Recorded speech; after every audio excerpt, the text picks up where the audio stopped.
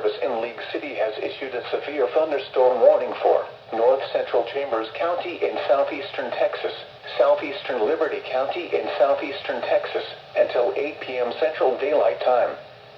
At 7:34 p.m. Central Daylight Time, a severe thunderstorm was located near Devers, Oregon, 9 miles southeast of Liberty, moving southeast at 10 miles per hour.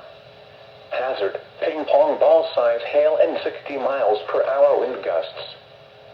Source, radar indicated. Impact, people and animals outdoors will be injured. Expect hail damage to roofs, siding, windows, and vehicles. Expect wind damage to roofs, siding, and trees. Locations impacted include Devers and Hankamer.